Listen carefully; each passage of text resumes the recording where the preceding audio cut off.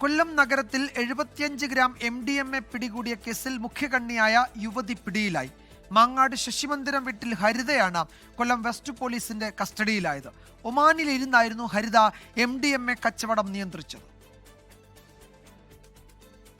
കഴിഞ്ഞ മാസം 24-നാണ് വിപണിയിൽ 5 ലക്ഷം രൂപ വില വരുന്ന 75 ഗ്രാം MDMA-യുമായി പുന്തലത്താഴം സ്വദേശി അഖിൽ ശശിധരനെ പോലീസ് അറസ്റ്റ് ചെയ്തത്.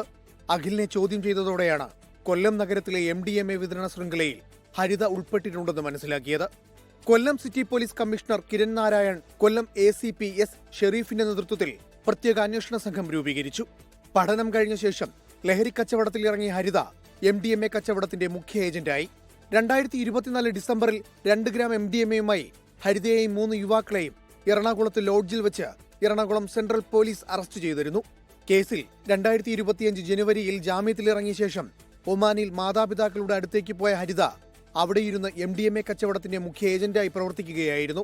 ഹരിതയുടെ മൊബൈൽ പരിശോധിച്ചതിൽ ലഹരി കച്ചവടം നടത്തിയ നിരവധി വിവരങ്ങൾ പോലീസ് കണ്ടെടുത്തു.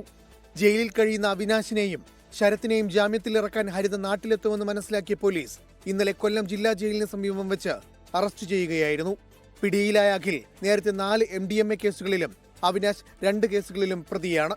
വരും ദിവസങ്ങളിൽ ഈ കേസിൽ കൂടുതൽ അറസ്റ്റ് നടക്കുമെന്നും പോലീസ് പറഞ്ഞു. 24 കൊല്ലം.